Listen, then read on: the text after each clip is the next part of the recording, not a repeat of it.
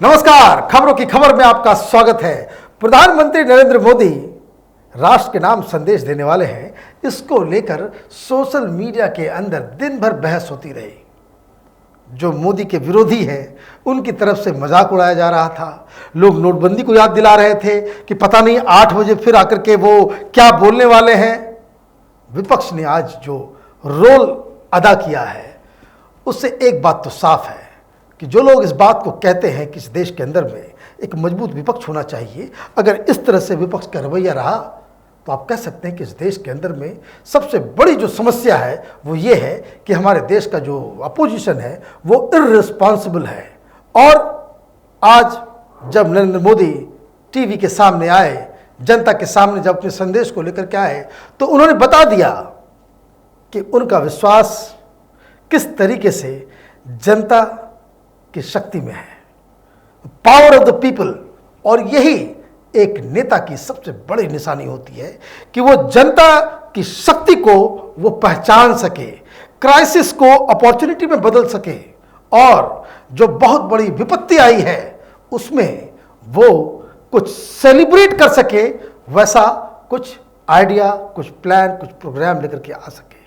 तो आज पूरी दुनिया जब कोरोना के कहर से त्राहिमाम है, तो प्रधानमंत्री मोदी ने बताया पूरी दुनिया को कि वो एक किस तरह के लीडर हैं। उन्होंने बताया कि वो कोई आम लीडर नहीं है जो इस तरह की चुनौतियों से परेशान हो जाए, बल्कि वो एक ऐसे लीडर हैं जो इस तरह की चुनौती, देश के ऊपर जो विपत्ति आई है उससे निपटने के लिए वो देश की जनता को साथ में लेकर एक साथ कुछ ऐसा प्लान कर सकते हैं, एक ऐसा माहौल बना सकते हैं, एक ऐसा वातावरण बना सकते हैं जिससे कोरोना जैसी महामारी से आसानी से लड़ा जा सकता है। मुख्य बातें क्या उन्होंने कही, और ये बातें जो मार्क करने वाली है कि उन्होंने जितने भी प्लान बताए, जितनी भी चीजें उन्होंने बताई, वो सब के सब उस फैसले में जनता का योगदान है। यही कहते हैं कि जब आप एक डेमोक्रेसी के एक बहुत बड़े लीडर होते हैं तब आप जनता को ही अपने फैसले में इन्वॉल्व कर लेते हैं। सबसे बड़ा चीज, जो सबसे बड़ा फैसला आज का क्या रहा, तो आज का सबसे बड़ा फैसला यह है कि 22 तारीख को प्रधानमंत्री मोदी ने कहा है कि जनता कर्फ्यू, ऐसा नहीं कि वो सरकार कर्फ्यू लगाएगी, कोई रोड पर निकलेगा तो उसे जेल के अंदर डाल दिया जाएगा। उन्होंने अपील की कि चूंकि ये मुसीबत बड़ी है, पूरी दुनिया में त्राहिमाम मचा हुआ है, और तो और ये सिर्फ और सिर्फ क्योंकि इसका कोई इलाज नहीं है, इसकी कोई वैक्सीन नहीं है, और इसलिए अगर इससे लड़ना है तो यह जरूरी है कि हम लोगों को घर के अंदर बंद रहना है। हालांकि जो हिंदुस्तान में कोरोना की जो स्थिति है, अभी हम लोग 3rd फेज पे नहीं आए हैं। हम लोग हिंदुस्तान अभी 2nd फेज में ही जूझ रहा है, और ऐसे में इस तरह का प्लान बनाना, इस तरह के लिए लोगों को तैयार करना, ये अपने आप में एक बहुत बड़ा, इसको कह सकते हैं, कदम है, बहुत बड़ा फैसला है। और यकीन मानिए कि जो प्रधानमंत्री मोदी ने ये जनता कर्फ्यू की जो घोषणा की है, जो अपील की है, लोगों को से मदद मांगी है, इस तरह के प्रोग्राम्स दुनिया के हर देश में से डुप्लीकेट किया जाएगा, इसको अपनाया जाएगा। और ये हमारे लिए एक फख्र की बात होनी चाहिए कि हिंदुस्तान अपने अलग तरीके से इस कोरोना से लड़ने का जो है तरीका निकाल रहा है। तो जनता कर्फ्यू में क्या होगा? जनता कर्फ्यू में कुछ नहीं होगा। बस आपसे प्रधानमंत्री ने बस इतना ही अपील की है कि 7 बजे सवेरे से 9 बजे रात तक आप अपने घर में रहें। उसके लिए कुछ नहीं करना है, आपको घर में रहना है। रविवार का दिन है, परिवार के साथ बैठिए, आराम कीजिए, हंसिए, बोलिए, गाइए, सोशल मीडिया में अपने आप को एक्टिव कीजिए, कोरोना के प्रति जो जागरूकता है उसको लोगों तक पहुंचाइए।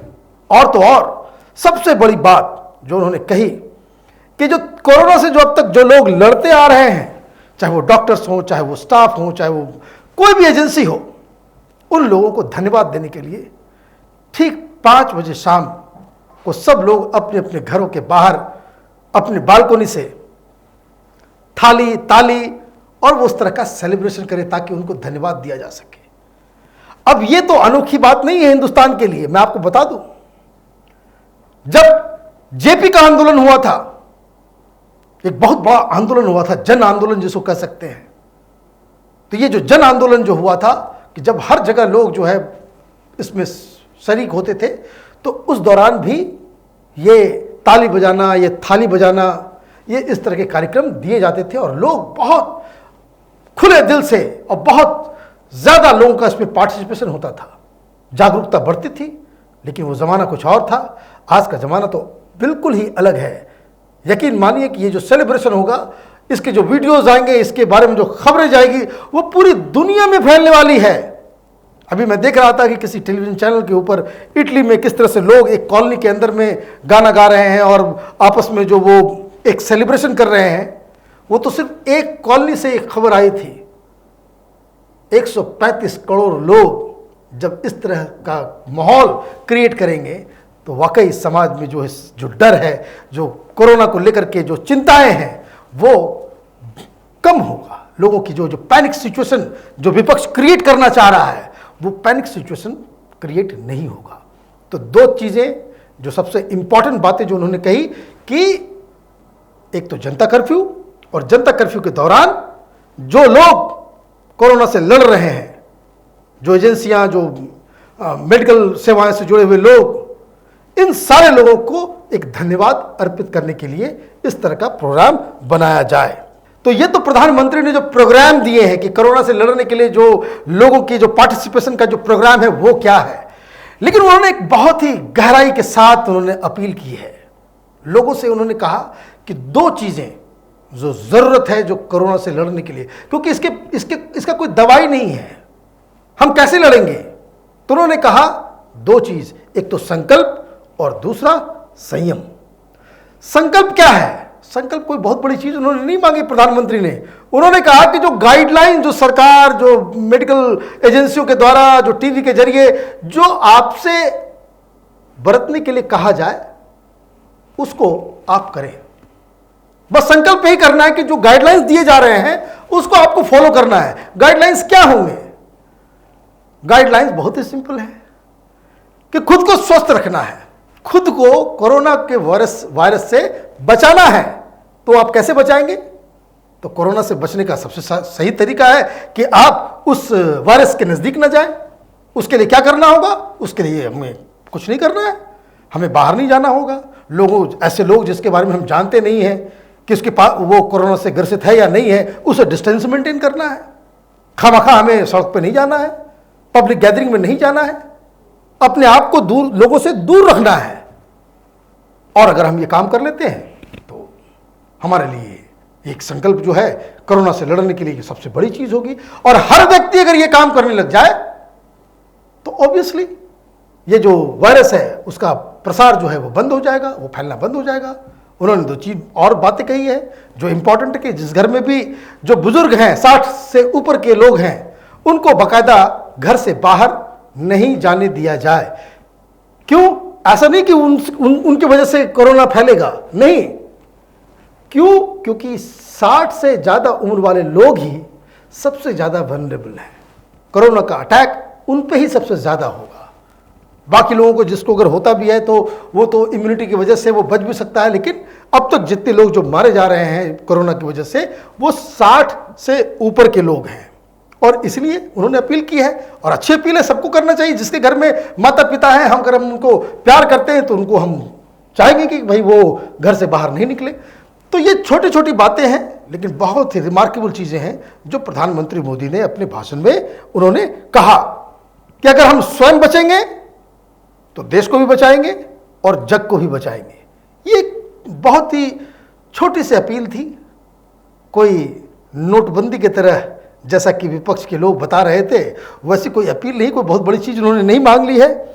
और सबसे अच्छी बात क्या है कि प्रधानमंत्री ने जो सारी जो अपील जो उन्होंने की है उसका एक बैकग्राउंड उन्होंने बताया कि किस तरीके से जहां जहां भी ये जो कोरोना की वजह से मौत हो रही है, जो जहां सबसे ज्यादा विकराल रूप कोरोना ने पकड़ा है, उन देशों का एक स्टडी उन्होंने बताया कि हर जगह ऐसा ही हुआ है कि ये जो बीमारी है पहले शुरू में बहुत कम 100-150 लोगों को होता है और अचानक से वो विस्फोटक स्थिति में वो फैलता है।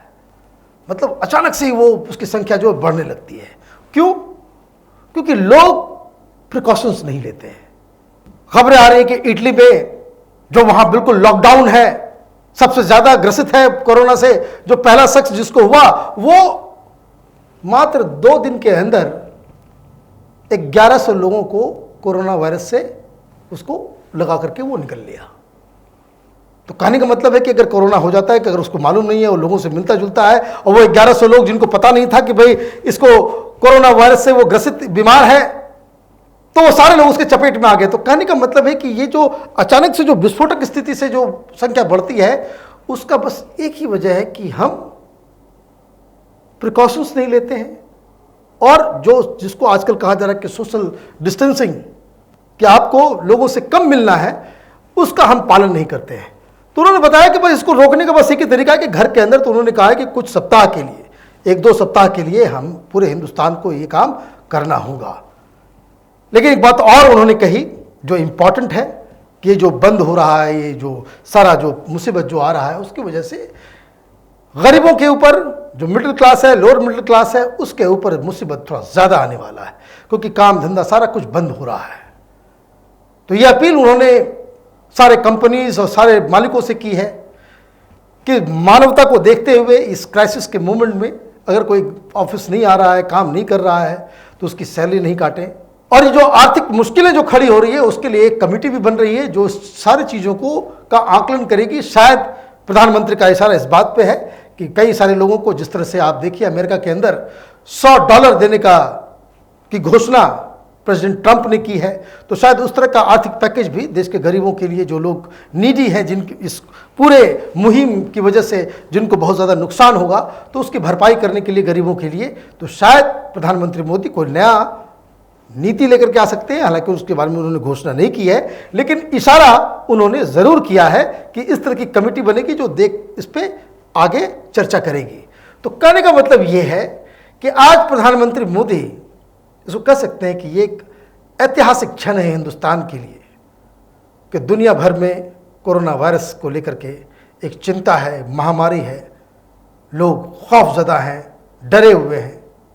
ऐसे में हिंदुस्तान के प्रधानमंत्री ने एक, अगर आप ये कह सकते हैं कि अगर इसको हम कंपेयर कर दें इमरान खान के साथ, वो भी एक पाकिस्तान के बहुत पॉपुलर लीडर हैं, लेकिन देखिए उन्होंने क्या किया।